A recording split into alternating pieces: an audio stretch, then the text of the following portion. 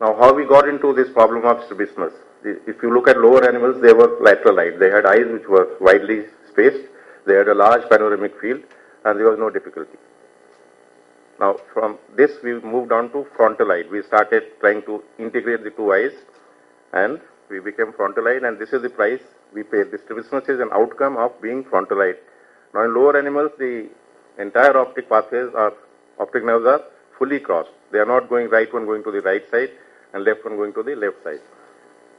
Now, in process to be binocular, we started having the chiasma. That is, half of the fibers are crossing and other half are not crossing. This is to do some integration in the calcarine cortex, where in the area 2, 3 and 4B, you have the crossing of neurons which are alternately, they are synapsing there. So this gives us binocularity, but there is a price for that. Now this shows head movements in 3 planes. One is the roll, which is anterior-posterior. Here you have what we classically call DVD or ocular tilt reaction. Then you have interaural plane, which we call pitch. The inferior oblique overaction will be in that plane. And then you have yaw, which is vertical axis, and the horizontal deviation will be in that plane. Also just showing that eyes and ears work together. If the left eye is illuminated and if the left utricle is activated, they work in opposite directions. It's a push-pull response. So eyes are also part of the balance organs in lower animals, so that we have retained, and out of that certain things happen which we'll be talking later.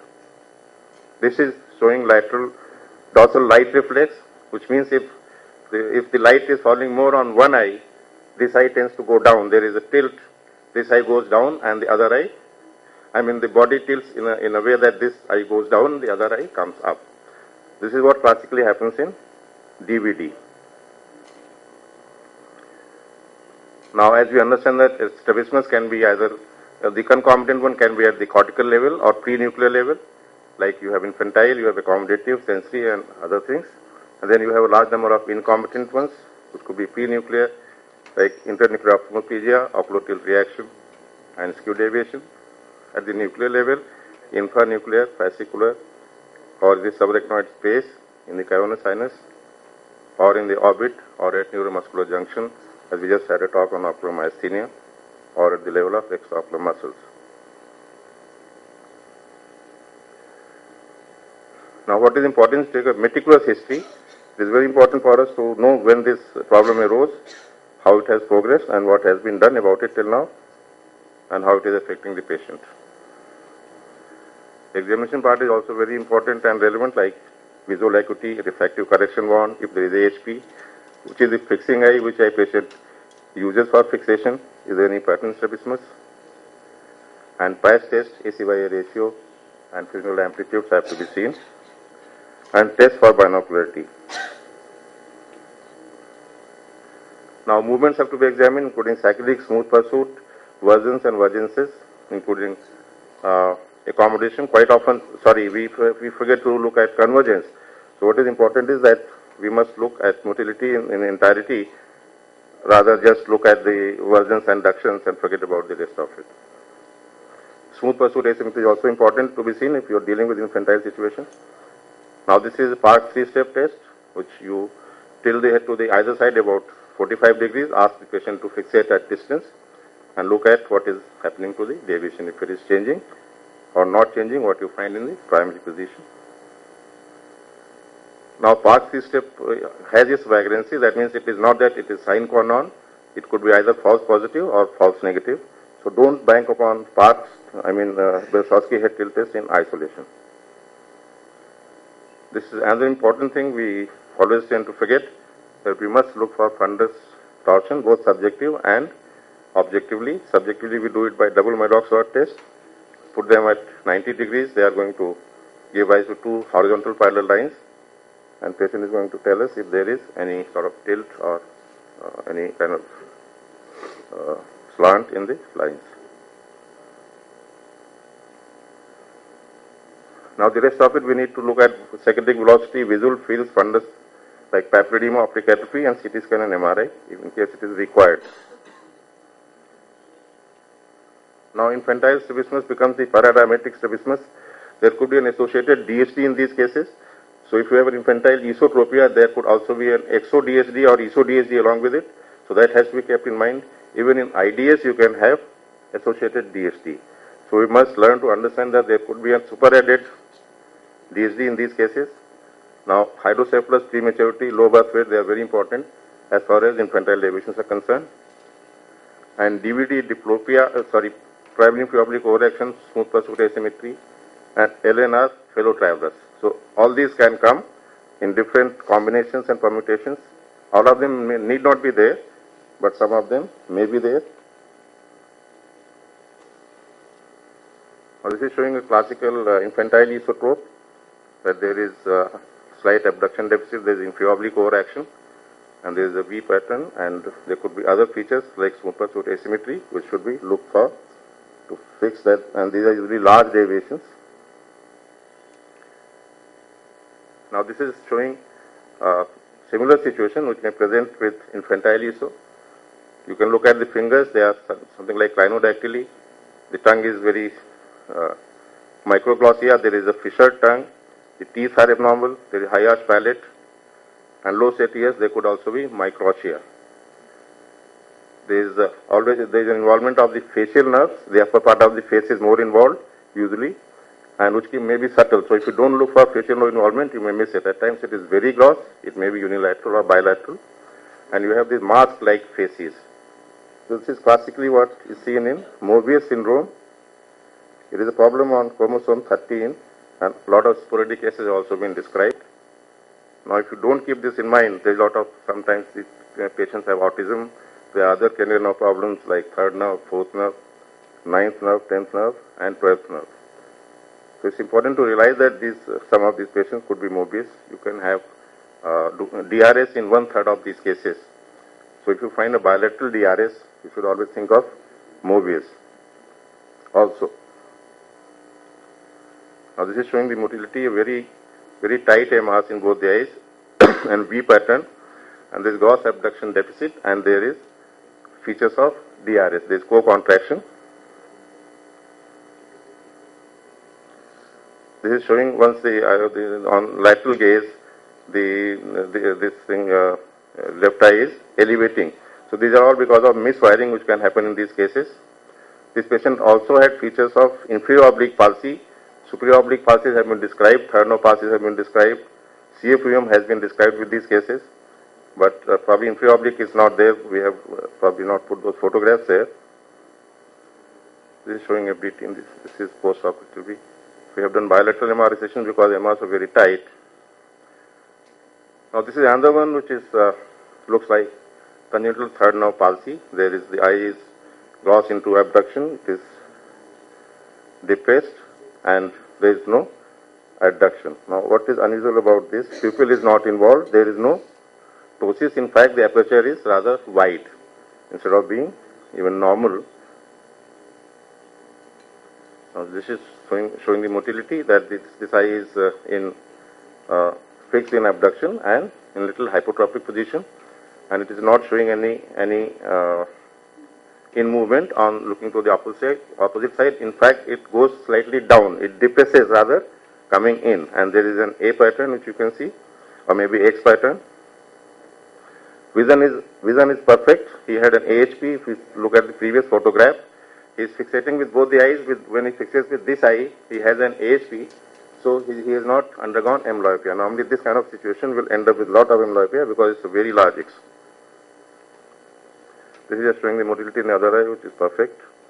This is showing there is no movement in this eye.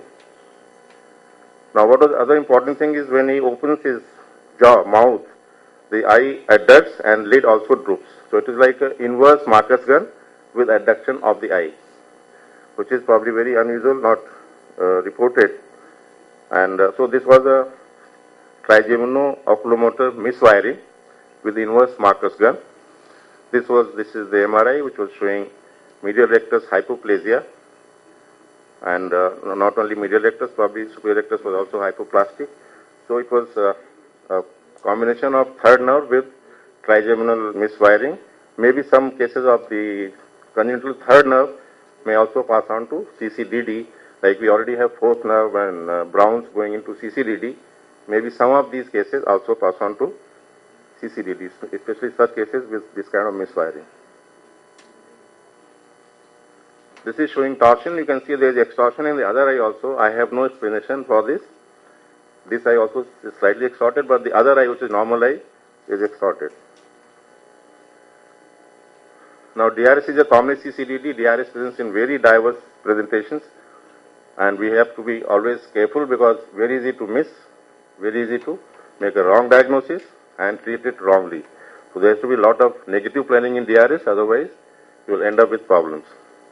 What is important is there is no sign which is sign or non, including globe retraction or co-contraction or abduction deficit. So all these things may not be there. One of these may not be there. So if you don't try to bank upon one finding, that I must have this particular finding to diagnose this. And there are a lot of overlapping presentations. You may have gaze palsies, you may have CFUM, you may have infantile deviations sitting on them. So you need to analyze that. This is showing one patient with DRS with left SOP. The eye really goes up. So obviously it's because of co-contraction. But once you recess the LR, say about 12 millimeter, you find that this is giving classical features of superior oblique palsy, including the head tilt test. So you also need to do inferior oblique or whatever surgery is called for the superior oblique palsy. This is showing post-op, this on tilt, on this side, this eye is going up, and this is a classical feature of superior oblique. This is showing, you can see there is extortion in the left eye, which proves that this was because of the superior oblique. This is showing DRS with large pattern. There is exo in upgaze and ESO in downgaze. As you can see, the right eye is abducting very much in upgaze, whereas in the downgaze it is not, it is going ESO. So this is very classical of DRS, that in elevation and in depression, the abduction part may be very variable. So here, this is what is producing a very large P pattern. Now, this is another DRS where there is hardly any globe retraction. There may be very little co-contraction, maybe something which is not clinically, you may not be able to detect it clinically. And these cases, you need not do LR recession until it is some indication which calls for it. Now, whenever you have IDS, you always, divergent squint, you always think of IDS or constant exotropia. Now, once in a while, this could be something entirely different. Like this patient was about 20-year-old male. He had on tilt, this is not coming. There is abducting hypertropia. If you look at the slide, abducting hypertropia. And he has intorsion in the right eye and extorsion in the left eye, which goes more with a conjugate torsion, goes more like with ocular tilt reaction. He had a left homonymous hemianopia because of a lesion in the visual pathways, and he also had a basal ganglia disease. He was a previous case of treated tubercular meningitis. So maybe this case fitted into an ocular tilt reaction with homonymous field effects. So these field effects, whether they are bitemporal or these are homonymous, these can produce an exodeviation. So if you have something unusual, you always look for fields and optic discs, because some of these could be neurological issues which may be presenting like that. This is showing the MRI. This is again one ocular tilt reaction with INO. You can see that there is left eye, there is INO, the eye is not adducting, and this is hyper. This has classical features of ocular, the head is tilted to the right, as you can say, slightly. So, and this left eye is hypertropic, and there is conjugate torsion. The eye which is, the left eye is intorted and the right eye is extorted. So these are the classical features of ocular tilt reaction. This may mix up with superior oblique palsy. So one needs to keep in mind that whenever you are dealing with these situations, always think of OTR also. There is usually a lesion in the medial longitudinal fasciculus, which is present. Now this is another, I think, important problem. You have ESO or EXO, you have an A pattern, and you have alternating hypertropias, which are abducting hypertropias. Now you wonder, is it a bilateral, which is coming on the tails? Now you wonder, this is a bilateral inferior oblique palsy or a bilateral IRP. So is it inferior rectus or IOP? Now everything else will be normal, I mean it will be the same, like eyes will be intorted. Only when you do the head tilt test, if the eye which is intorting is hyper, that means this is inferior oblique palsy. If the eye which is intorting is hypo, that means this is inferior rectus palsy. This is showing intorsion in both the eyes because this will happen in both. So I'm going to help us beyond that. Now blowout fractures, as you know, they always involve inferior rectus by and large if they are in the floor. Once in a while you have that the nerve to the inferior oblique gets affected because this is traveling along the lateral side of the inferior rectus, and you will have classical picture of inferior oblique palsy. Here you can see that the eye is not elevating in adduction on the right eye. So this shows that this is not IR entrapment. This is because of the inferior oblique palsy due to involvement of the nerve to the inferior oblique. This is showing the same thing, torsion. Now this patient had gone to All India Institute, to orthopedics department. He was treated with whatever advice was given for scoliosis. He went there, went to other places also, and nobody looked at the eyes. Eyes look perfect. There is no problem. But you see that there is no movement laterally. There is hardly any pattern. The elevation and depression are perfect. The convergence is okay. So what do we make out of this? This is a horizontal gaze palsy and progressive scoliosis. What I found unusual in this, I do not know why it has happened. Till now that both eyes are intorted here. There is no cyclovertical issue, but you see intorsion in both the eyes. This was one girl. You have a younger sib which has a large ESO and has an up gaze palsy. There is marked hypotony, as you can see. So this is a feature of AGPPS. But this up gaze palsy is something which has not been reported. We'll be reporting this. Maybe this is also because of the fibers crossing in the posterior commissure, and the crossing of fibers is affected in these cases. As we know, this is because of Robo3 problem. So these neurons don't find their way, and they are not able to cross. So they end up going to the same side, rather crossing over in the MLF and going to the opposite side. If you do the MRI, you will find pontine hypoplasia, and there could be a cleft in the medulla. Now, again, another condition, you have acute acquired complaint esotropias, which could masquerade as accommodative or whatever, and they could be harboring serious CNS problem. Now, this is basically skew deviation. Dr. Rohit will be talking about it. I'll just show some photographs. This, you can see, this is a 12-year-old child. He had a large ESO with diplopia, acute onset. We did everything, refraction, nothing was found. And then we did an MRI. This is not coming on till this slight abducting hypertropia, and usually they have poor fusional amplitude. So you should look at the fusional amplitudes. They might give you a clue. Here you can see that there is intorsion in one eye and extorsion in the other. So if you find this kind of conjugate torsion, you should always go to the brain, rather focus on the eye. This is showing that after treatment it has improved, and this is showing diffuse tuberculomas all over the CNS. Maybe there was some in the cerebellum which created this problem. This is another acquired central fusion disruption. We should be aware of this, because if it is there, no matter what you do, patient is not going to overcome diplopia. So always keep this in mind and always test for it, neutralize the deviation with prisms, and see if patient gets over diplopia. Especially patients with head injury or traumatic cataracts in young children who have been there for a long time are prone for this problem. There could be extorsion and there could be some hyper element also, but you should always keep this in mind. Myasthenia has always been covered. You can see IR under action here. There has been no ptosis. It has been treated. And this IR restriction, these can be very recalcitrant and very difficult to treat. Ptosis usually improves faster. This now coming to superior oblique palsy, this is a prototype presentation. You can see the tilt, which is always there to the same side, the same child in different age groups, very consistent tilt. Now this you find in 2/3 of cases. About 1/3 may not have a tilt. Some of the cases may have even opposite tilt. So just because there is one or there is none, it doesn't mean that it is sine qua non. This is showing the motility for right superior oblique. It is coming on the tilts as well. This is another patient who is the wife of a senior professor at our place and a principal in a college. She has managed all her life with the superior oblique palsy till now. Showing the same thing.